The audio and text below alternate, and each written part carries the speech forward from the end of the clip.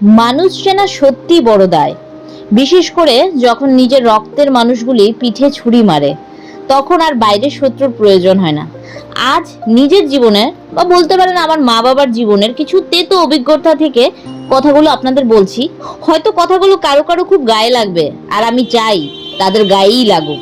আজ খুব জানতে ইচ্ছে করে অন্যের হকের টাকা মেরে মিথ্যা প্রতিশ্রুতি দিয়ে ঠকিয়ে মানুষ কিভাবে শান্তিতে গোবায়।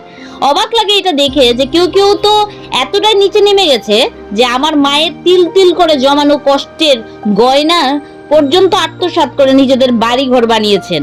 অন্যের চোখের জল আর দীর্ঘশ্বাসের উপর গড়ে তোলা সেই ইটের দেয়ালে আপনারা সুখে আছেন তো? আপনাদের এই লোভ, এই মিথ্যা আর এই চরম বিশ্বাসঘাতকতার আঘাতটা কতটা বড় ছিল জানেন? আপনাদের দেওয়া মানসিক যন্ত্রণা। আমার মা একদিন এতটাই অসুস্থ হয়ে পড়েছিলেন যে আমরা পুরো পরিবার দিশেহারা হয়ে গিয়েছিলাম। মায়ের এই অসুস্থ মুখের দিকে তাকিয়ে সেদিন আমার বুকটা ফেটে যাচ্ছিল, বা কিছু বলিনি। কিন্তু মনে রাখবেন, মানুষ হয়তো অসহায় হতে পারে, মানুষের হয়তো ক্ষমতা কম থাকতে পারে, কিন্তু উপরওয়ালা কখনো কাউকে ছাড় দেয় না।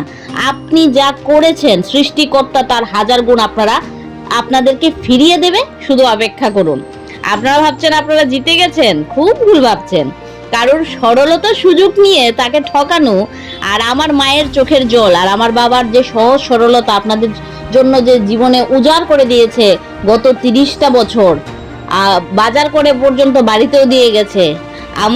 আমি খাওয়ার খোটা কাউকে দিই না, বাট যা যা করেছেন আপনাদের মনে জানা আছেন, সেটার শাস্তি আপনারা পাওয়ার জন্য অপেক্ষা করুন, কিছুটা সময়ের অপেক্ষা।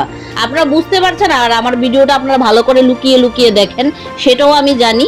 এই জন্যই আপনাদের জন্য এই ভিডিওটা করা। আপনারা শুধু সময়ের অপেক্ষা করুন, যে উপর থেকে সব ঠাকুর দেখছে। আর আমাদের বুকের কষ্ট, আমাদের দু বোনের বুকের কষ্ট কারোর বৃথা যাবে না। যে কষ্টটা আমরা পেয়েছি এত বছর, সেটা সবটা আপনারা ফিরে পাবেন, শুধু অপেক্ষা করুন।